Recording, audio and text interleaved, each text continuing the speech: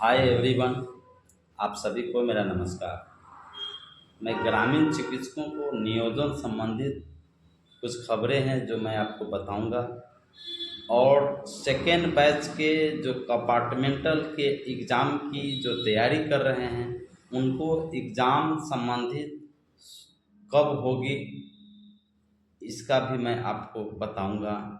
और तीसरा मैं बताऊंगा कि बहुत सारे ऐसे आज भी आप जानते हैं कि बिहार में 6 से 7 लाख ग्रामीण चिकित्सक हैं जिनके पास कोई डिग्रियां नहीं है, लेकिन अच्छे अनुभव के साथ अपने ग्रामीण क्षेत्रों में आम जनता के बीच पूरे विश्वास और निष्ठा के साथ लोगों को प्राथमिक उपचार करते हैं और सरकार की मदद करते हैं।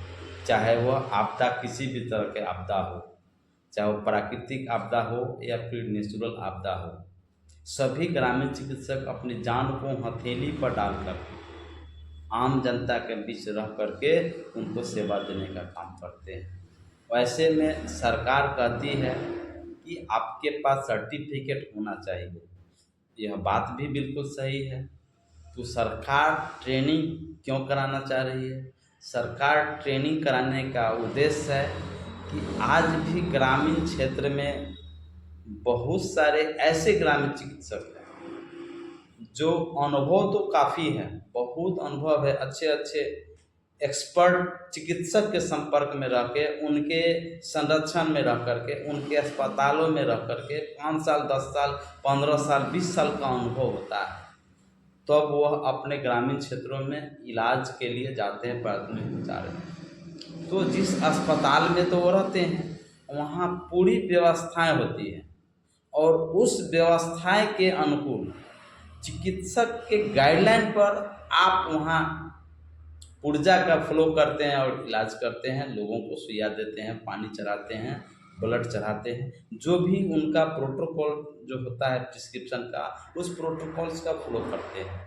लेकिन अगर रूरल इलाकों में या फिर कहीं शहरी क्षेत्रों में या आपका जहाँ भी गांव है, जहाँ भी आप प्रैक्टिस करने के लिए अपना जगह का चयन करते हैं, तो उस सुविधा के अनुकूल आपने वहाँ इंजेक्शन दिया, आपने वहाँ पानी चढ़ाया, आपने वहाँ ब्लड चढ़ाया, लेकिन आप जब यहाँ जाएंगे तो जानकारियाँ तो है लेकिन आपके पास यहाँ सुविधाएं नहीं है, आपके पास व्यवस्थाएं नहीं है, और आप वैसे भी आप समझिए कि आप चिकित्सक सहायक हैं, आपने वहाँ पर डॉक्टर्स के बताए प्रिस्क्रिप्शन का फॉलो किया और आपने वहाँ इंजेक्शन दिया, आपने वहाँ इलाज आपने इंजेक्शन दिया, पानी चढ़ाया। लेकिन जब आप सेल्फ किसी को आप ट्रीटमेंट करते हैं, प्राइमरी उपचार करते हैं, तो आपको उतना डीप में जाने की ज़रूरत नहीं है, उतना डीप में कोई भी रिस्क वाली काम पर नहीं करनी है। आपके पास यहाँ क्या होता है, एक स्टेथो होता है, ब्लड प्रेशर की मशीन होता है, या फिर आपको बॉडी टेम्परेचर मापने के लिए थर्मामीटर होता है,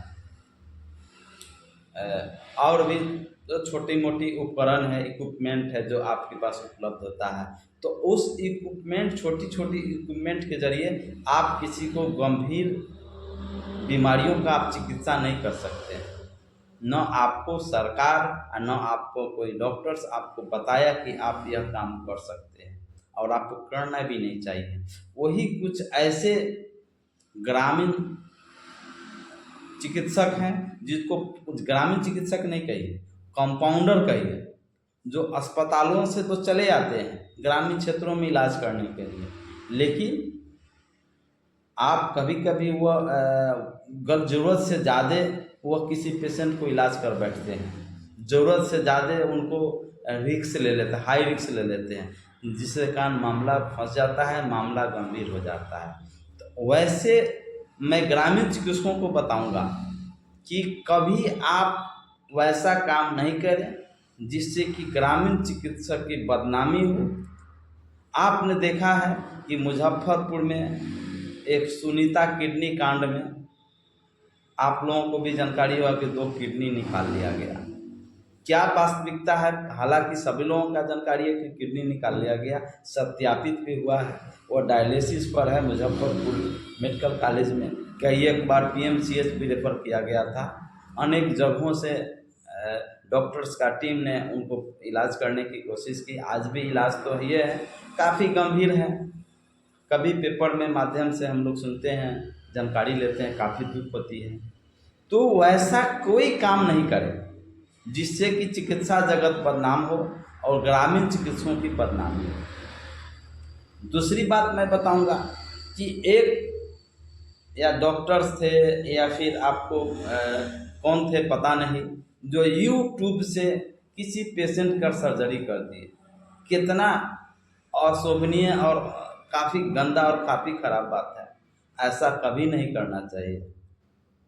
इसीलिए सरकार ने देखा कि एक तो चिकित्सक की घोर कमी है, मानक के अनुसार, जनसंख्या के अनुसार चिकित्सक की काफ़ी कमी है और हमारी जनसंख्या दिन प्रतिदिन काफ़ी रफ्तार से बढ़ रही है। आप देख रहे हैं कि हमारी जनसंख्या अभी पूरे विश्व में नंबर 2 पर है, में नंबर 1 पर चीन आता है।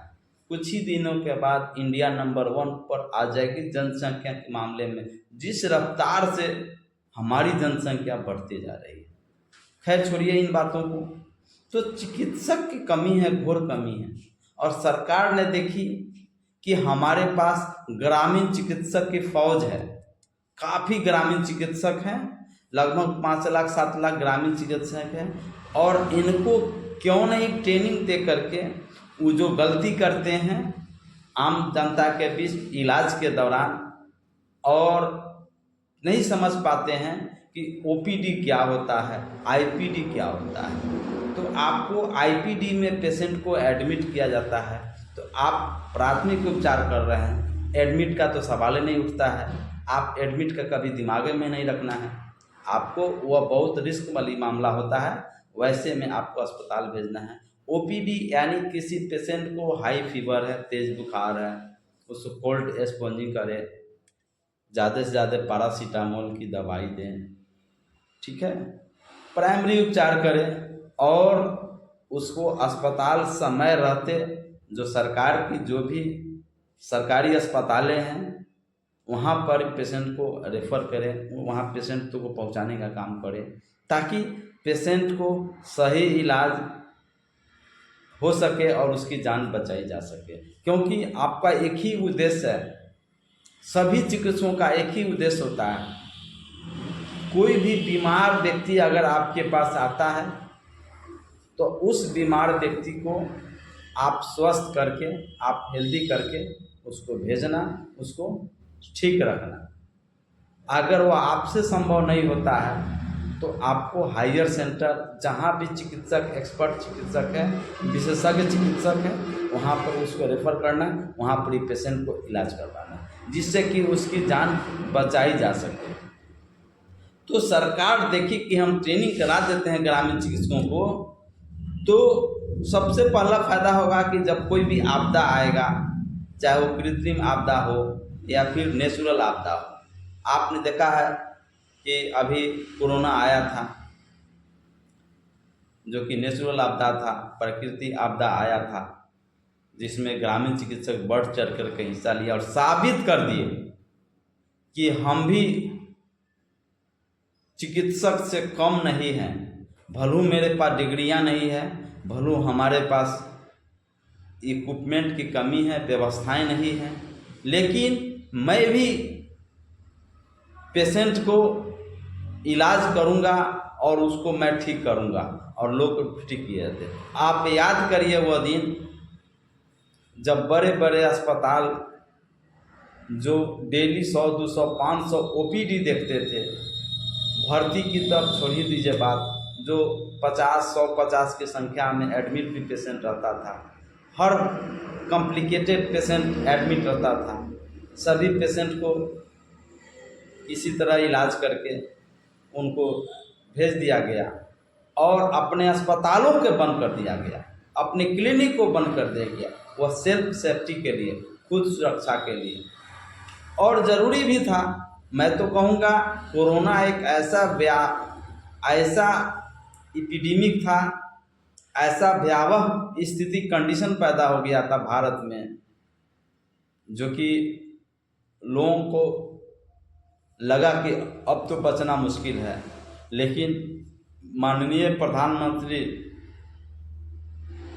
नरेंद्र मोदी, जो कि आम जनता को, बिहार के देशवासियों को समय रहते उसको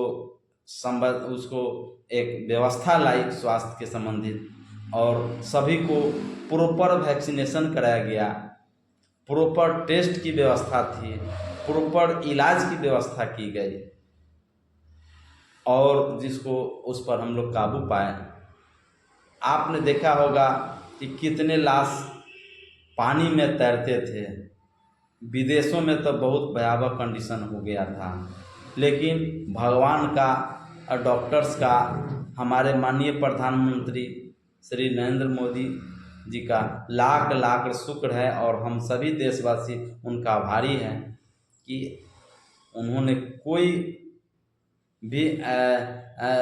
भी अपना जो भी अपना व्यवस्था था, जो भी होना था, करना था, सभी अपने पूरे दिलो दिमाग और पूरे हौसला के साथ आम जनता को बचाने का काम किया।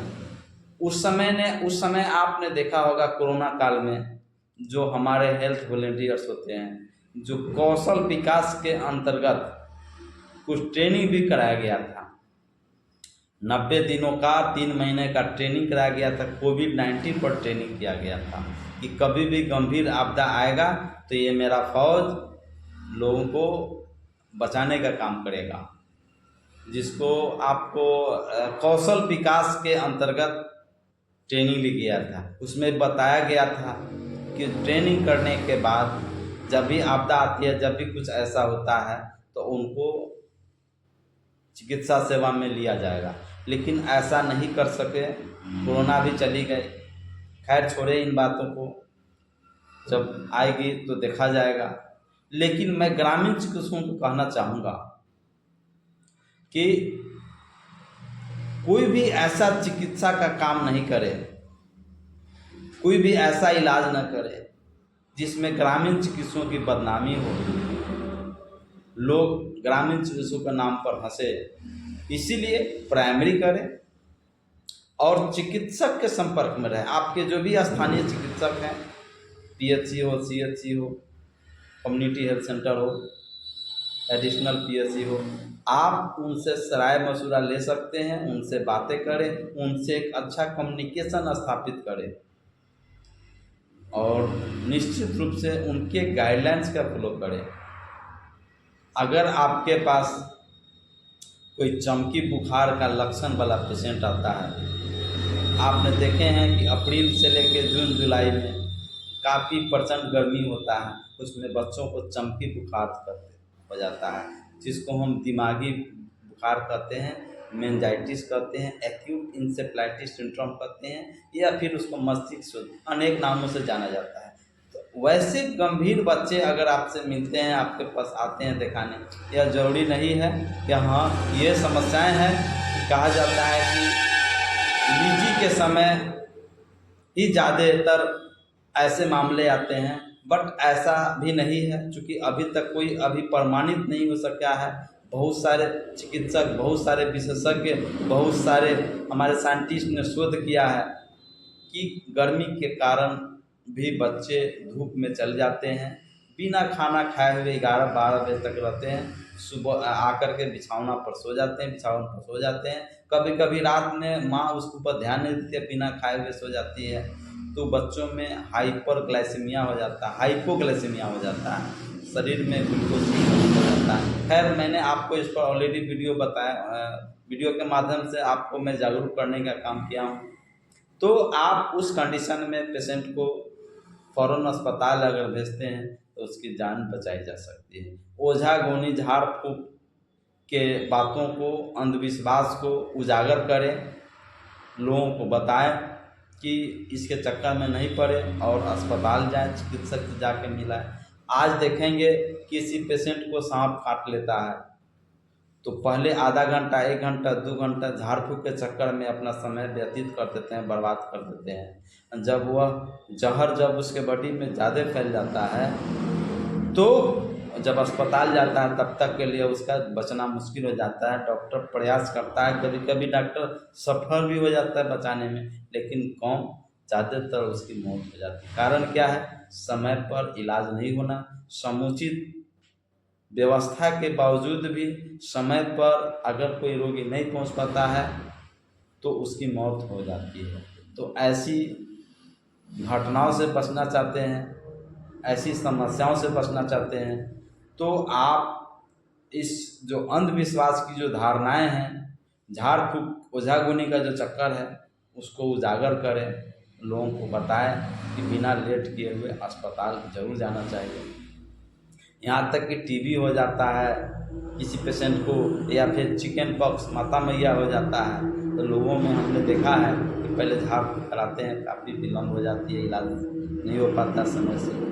तो ऐसी बातों को उसको उजागर करें। और आपको जो भी बच्चे टीकाकरण से वंचित अगर आपको मिलता है तो उसको निश्चित रूप से सलाह दें, कहें कि आप अस्पताल जाकर के वैक्सीनेशन समय पर आप लगा दें।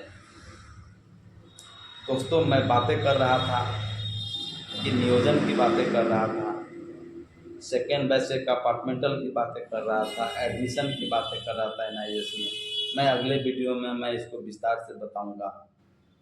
मैं आपका ज़्यादा समय नहीं लूँगा, आपका बहुत कीमती समय होता है। इसी सब चंद बातों के साथ मैं आपसे विदा लेता हूँ। उम्मीद करता हूँ कि कुछ न कुछ आपको ज़रूर हमारी वीडियो, हमारी बातों को अच्छी लगी होगी। तो मेरे चैनल को सब्सक्राइब करें, लाइक करें, ताकि हमें पता चले कि हमने वीडियो बनाया, आपको पसंद आया। और अपने मित्रों में, अपने दोस्तों में अधिक से अधिक शेयर करें, ताकि लोगों में जागरूकता हो और आम जनता की भला हो। मिलते हैं अगले वीडियो में, तब तक के लिए आप सभी से विदा चाहते हैं। जय हिंद, जय भारत। आप सभी को धन्यवाद।